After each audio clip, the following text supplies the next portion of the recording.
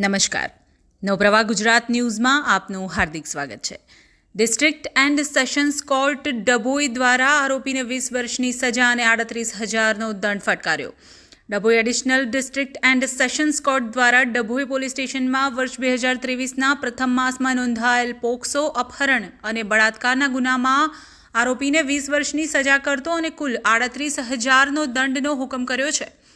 Dabhoi police station હદ વિસ્તારમાં વર્ષ 2023ના પ્રથમ માસમાં નોંધાયેલ ફરિયાદના આધારે આરોપી રાહુલ સુરેશ તડવી નાઓને સગીર વયની યુવતીને બહેલાવી ફોસલાવી ભગાડી લઈ જઈને ગોંધી રાખી અવારનવાર તેની પર દુષ્કૃત્ય કરવાના સંગીન ગુનાનો કેસ Dabhoi additional district and sessions કોર્ટમાં જજ એચ.જી. વાઘેલા સમક્ષ ચાલી જતા સરકારી વકીલ એચ.બી. ચૌહાણની દલીલો અને પુરાવાને ધ્યાનમાં રાખીને આરોપી સુરેશ તડવીને તકસીરવાન ઠહેરાવી 20 વર્ષની સજા અને કુલ 38,000નો દંડનો હુકમ કરતા આવા કૃત્યો કરનાર સામે એક દાખલો બેસે તેવો ચુકાદો આપ્યો હતો.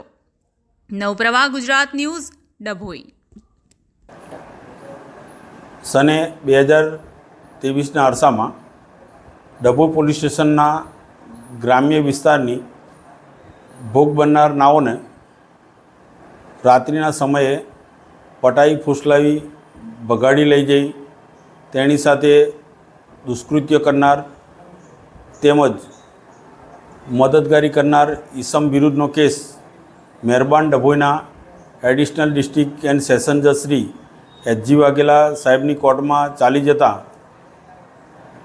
ભોગ બનનારને ભગાડી જઈ ગોંધી રાખી અવારનવાર શારીરિક દુષ્કૃત્ય કરનાર આરોપી રાહુલ સુરેશ તડવી નાઓને ભગાડી જવાના ગુના સંબંધે 3 વર્ષની કેદ તેમજ ₹3,000 દંડ તેમજ ગોંધી રાખવા બદલ 5 વર્ષની કેદ તેમજ 5,000 દંડ તેમજ તેણી ઉપર સગીર હોવા છતાં તેણી પર શારીરિક અત્યાચાર કરવા બદલ 20 વર્ષની કેદ તેમજ ₹25,000 દંડ ભરવાનો હુકમ કરેલ છે.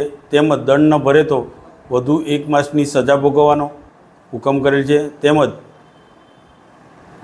ભગાડી જવામાં મદદગારી કરનાર ઈસમને છોડી મૂકવાનો આજરોજ હુકમ કરેલ છે.